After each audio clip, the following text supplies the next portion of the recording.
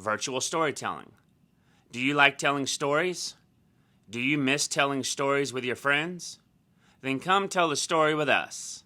We will start out with a 15-second video clip. Where it goes, no one knows.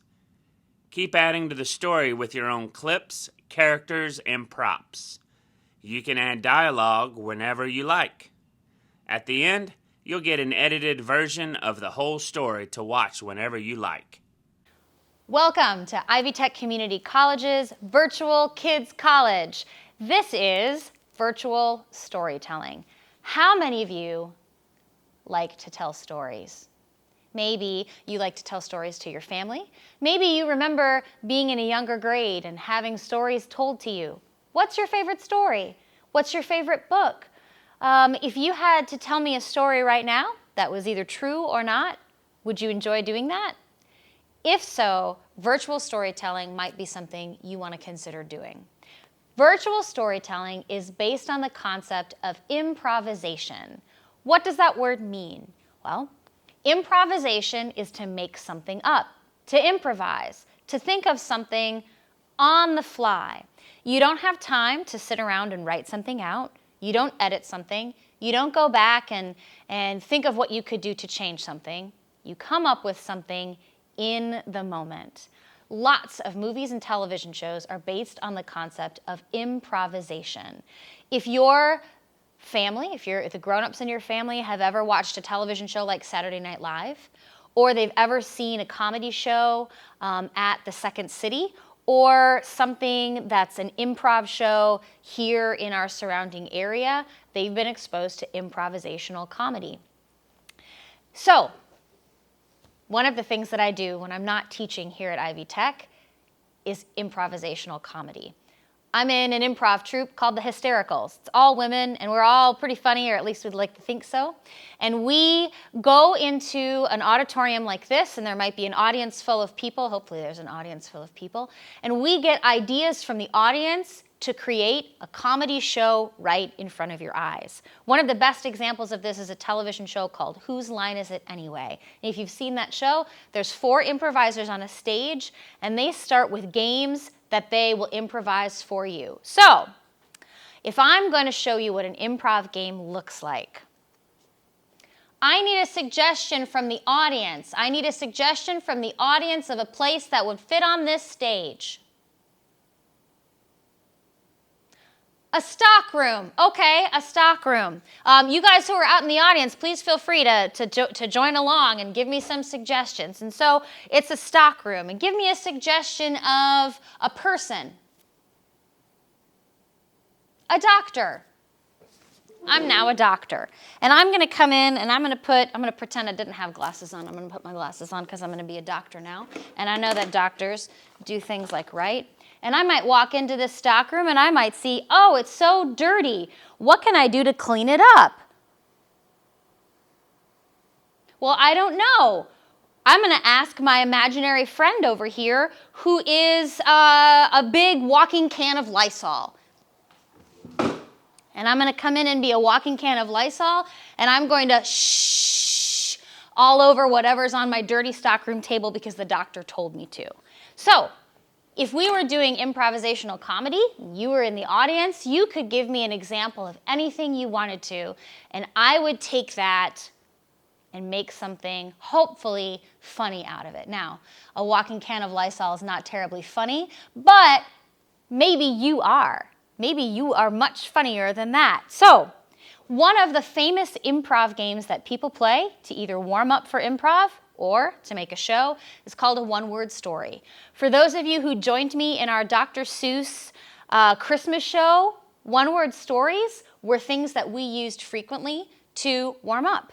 You start with one word, and the person next to you gives a second word. The person next to that person gives a third word until you build an entire story. No one knows where it's going to go. No one knows anything about it ahead of time. So different people contribute different things to the story. And that's what virtual storytelling is going to be for you here at Virtual Kids College. So if I'm going to start a story, only this time it's going to be more than one word. It's going to be one full sentence.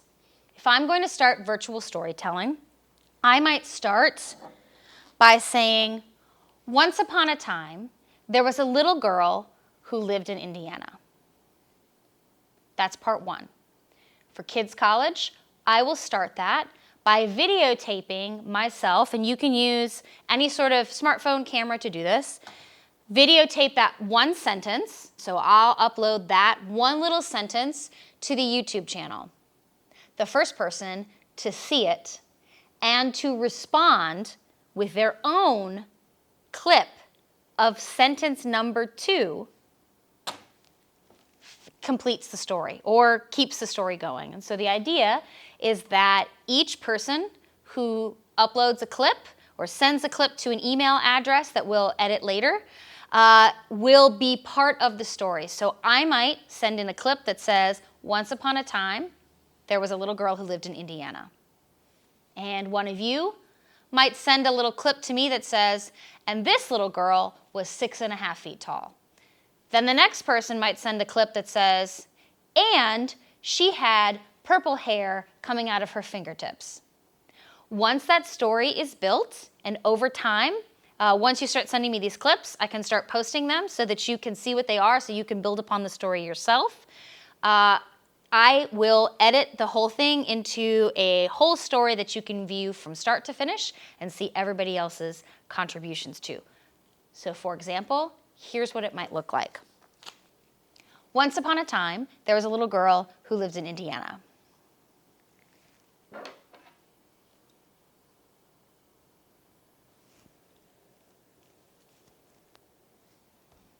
This little girl had always wanted to be a princess.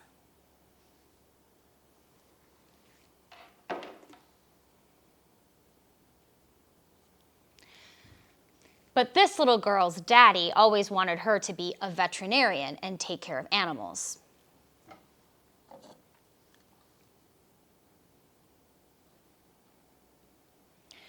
When she went to school, she discovered that she was interested in forensic science.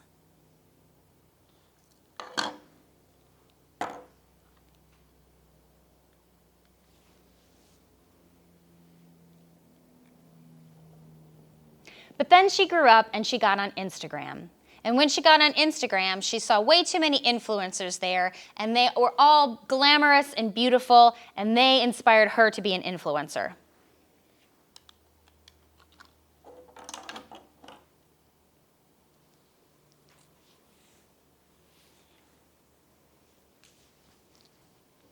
And now that little girl is 64 years old, and she's still an influencer on Instagram, only now they call it Instagram.